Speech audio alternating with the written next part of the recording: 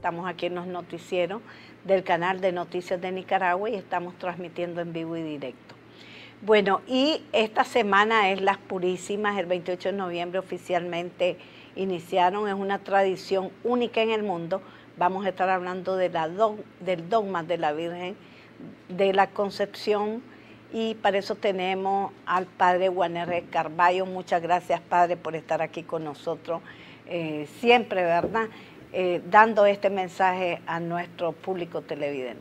Muchas gracias, María Elsa, por invitarnos.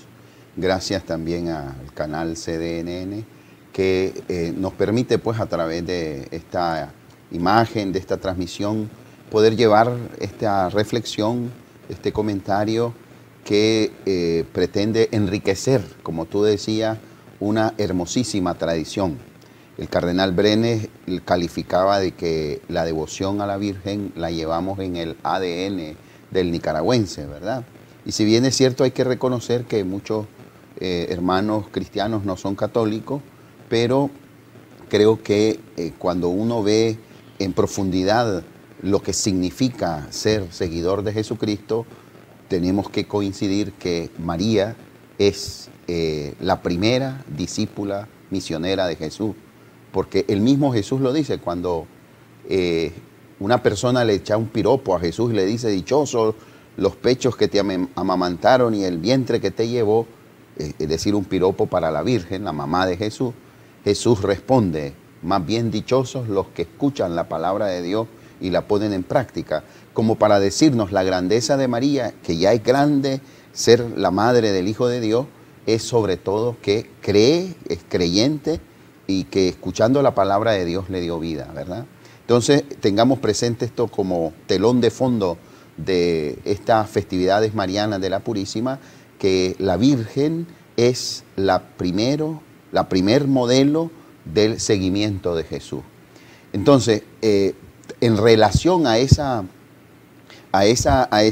digamos, actitud de vida de la Virgen, y también por aquella especial elección de Dios que Dios hizo de María, es que la Iglesia Católica en el año 1854, el Papa Pío IX declaró una verdad de fe, es decir, una verdad que está en la Escritura, que el Magisterio lo propone y que como cristianos católicos nosotros creemos, y es parte de aquellas verdades fundamentales de la fe cristiana católica, que la Virgen María fue elegida por Dios para ser madre de su Hijo, y la eligió y la preservó del pecado original, por los méritos de la redención de Cristo, ¿verdad? Porque por supuesto que Jesucristo es el Redentor y Él ha redimido a todos. A nosotros que nacemos con el pecado no nos llega la redención por el bautismo y la fe.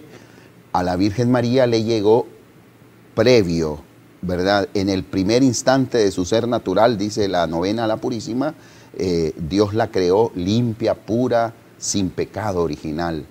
No por los méritos de la misma Virgen, no, por los méritos de la pasión, muerte y resurrección de Jesús, pero la gracia que la Virgen recibió es que a ella se le aplicó esta redención previamente, ¿verdad?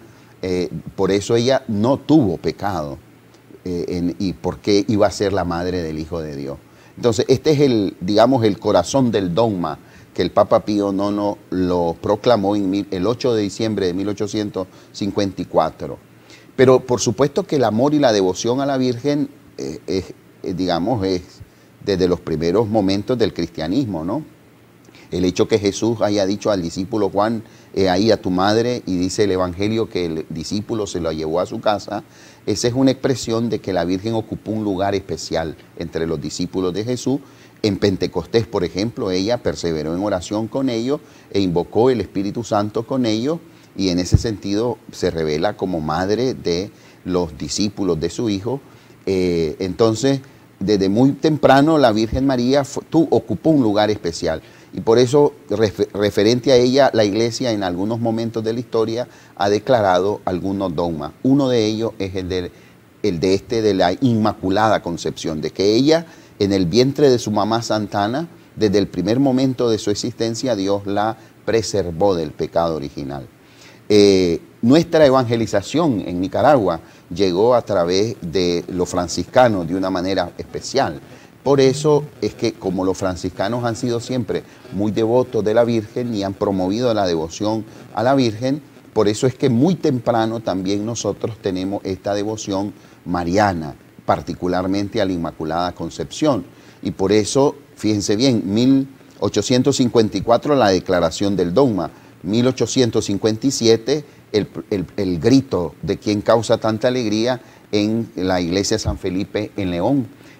2 años después de sí, 3 años dogma, prácticamente. 3 años. 3 años después Inicia la celebración. Inicia la celebración como nosotros la conocemos ahora, ¿verdad? Ya había una devoción a la Virgen. Los franciscanos tienen el mérito en Nicaragua de haber impulsado esa devoción a la Virgen. No hubo en esos momentos ninguna situación especial en Nicaragua. Bueno, la iglesia y Nicaragua siempre ha estado en estas historias un poco convulsas. Recordemos que no estamos muy lejos del tema de la independencia, ¿verdad? En 1825, 21 o 25 por ahí, y digamos siempre hubo ciertos conflictos, ¿verdad? En León, que era la ciudad políticamente importante con Granada, pero digamos la devoción a la Virgen se asentó y se propagó desde esa experiencia de León.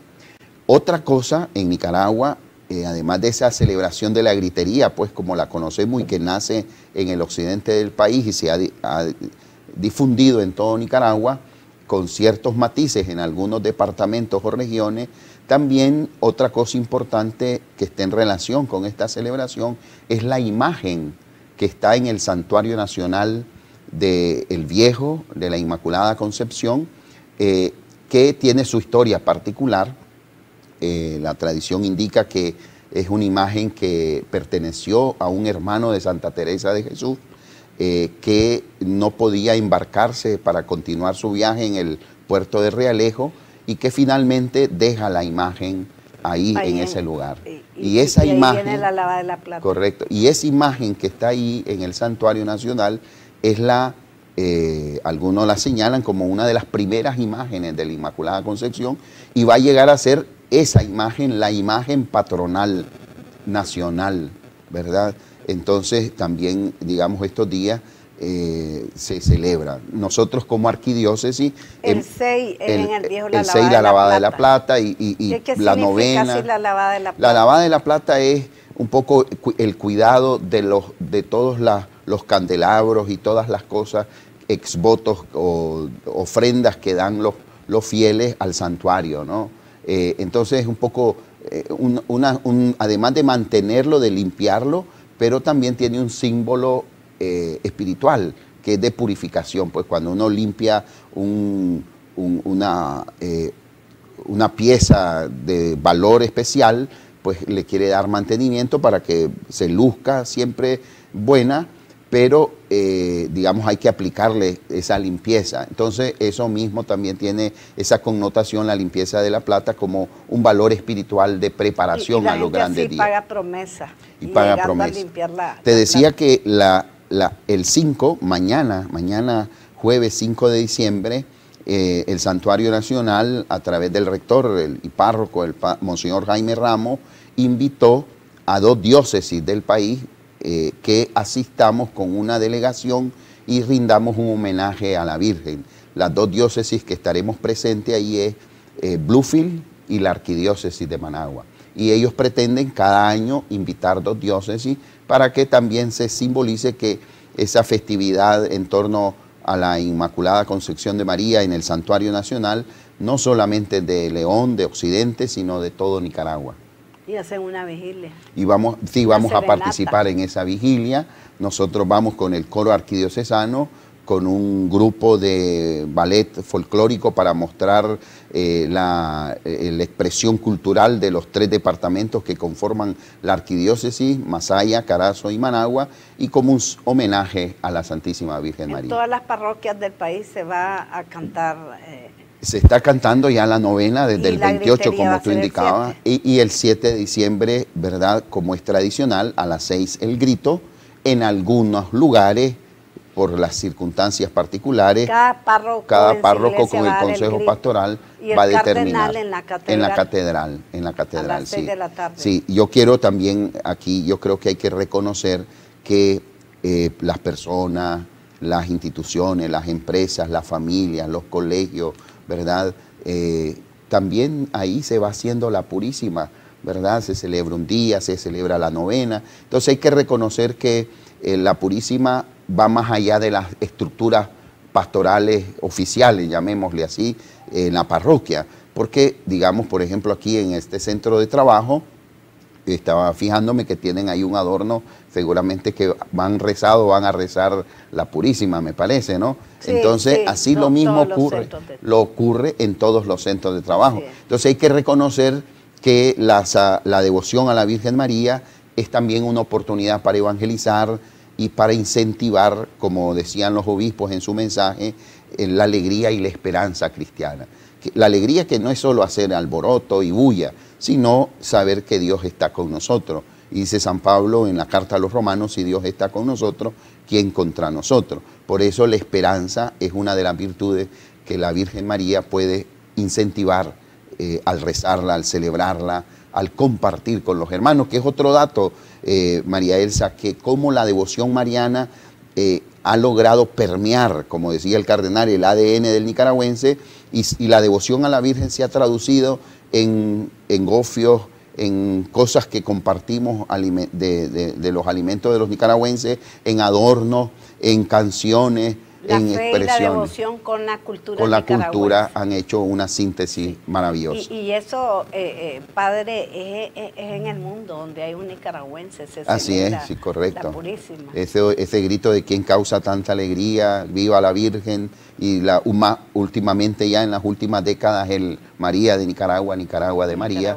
son expresiones pues que despiertan la alegría, la esperanza de saber, como dice la petición, que la Virgen nos proteja con su manto celestial y maternal. Una última pregunta, padre, en estos momentos que ha sido tan difícil la posición de la Iglesia en estos conflictos, en esta crisis política, sociopolítica que ha habido en Nicaragua. ¿Cuál es la posición actual?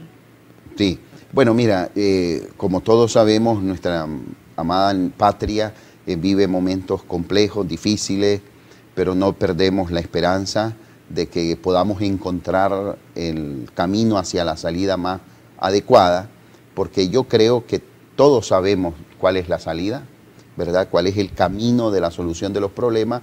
Lo que hace falta es un poco de voluntad de todos, de aunar esfuerzos para que a través del diálogo, del entendimiento, haciendo uso de los mecanismos que nos permita el marco jurídico nicaragüense, encontrar los caminos a esta situación. Creo yo que hay fuerzas extremas que están siempre tratando de llevar a una situación de violencia, ¿verdad?, más dolorosa. Esperamos que esas posiciones no tengan éxito, sino más bien las posiciones más racionales.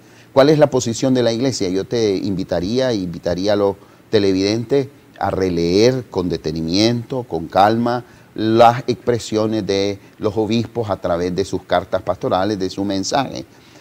Para citar algunos, el del 1 de mayo de este año, el del 15 de septiembre de este año y el 28 de noviembre recién pasado, donde los obispos nos invitan a que todos hagamos un momento de reflexión y que todos contribuyamos a superar ciertas realidades. Por ejemplo, el 15 de septiembre ellos hablaban de un virus que le llamo yo, ¿verdad?, un problema de la desconfianza. Todos desconfiamos de todo. Y si no pegas gritos o te pones a llorar, no sos consciente de la realidad. Tenemos que ser más racionales, tenemos que ser, digamos, tener una palabra muy atinada, una posición muy, moderada en el sentido de buscar los puntos comunes. Y yo creo que este es un desafío para los que gobiernan, ¿verdad?, pero también para los que se denominan oposición, porque, digamos, aquí no es una tercia de fuerza, sino aquí tiene que haber un espíritu de diálogo, de entendimiento y de la búsqueda civilizada de la paz y de la justicia en Nicaragua. Y mucha madurez, y además de poner las cuestiones personales, ¿verdad? Las posiciones personales por una visión de nación. Así es, correcto. Yo creo que nos está faltando eso, esa visión de nación, sino que muchas veces se busca los intereses particulares. Incluso cuando uno habla así, con un poco con mucho tino y mucha serenidad, ¿verdad? Los extremos siempre están en la crítica, ¿no? Yo creo que tenemos que sabernos escuchar, tenemos que tener esa capacidad de escuchar. Los obispos el 15 de septiembre usaban una expresión del Papa Francisco, decía la cultura del encuentro, la cultura del diálogo, eso es necesario. El dolor, el sufrimiento de todas las víctimas exigen mucha responsabilidad y mucha madurez en este momento crítico. Como iglesia, oramos. Como iglesia aportamos una luz, una orientación para iluminar las conciencias. Como iglesia queremos ser un espacio donde nos sintamos hermanos, donde podamos reencontrarnos para animarnos espiritualmente y empujar hacia los mejores derroteros a nuestra patria. Bueno, muchas gracias, Padre. Antes de concluir, su bendición para nuestro público y para este canal y para sus servidores. Muchas gracias, María Elsa, siempre por esta preocupación de llevar este mensaje de fe. Por eso yo les invitaría a todos a orar a la Virgen con el Bajo tu amparo, que es una de las oraciones más antiguas de la Iglesia a la Virgen. Bajo tu amparo nos acogemos, Santa Madre de Dios, no desprecie la súplica en nuestras necesidades. Antes bien, líbranos de todo peligro, oh Virgen gloriosa y bendita. Amén. Ave María Purísima, sin pecado. Que la bendición de Dios Todopoderoso, Padre, Hijo y Espíritu Santo, descienda sobre cada uno de nosotros. Amén. ¿Y quién causa tanta alegría? La concepción de María. María de Nicaragua. Nicaragua de María.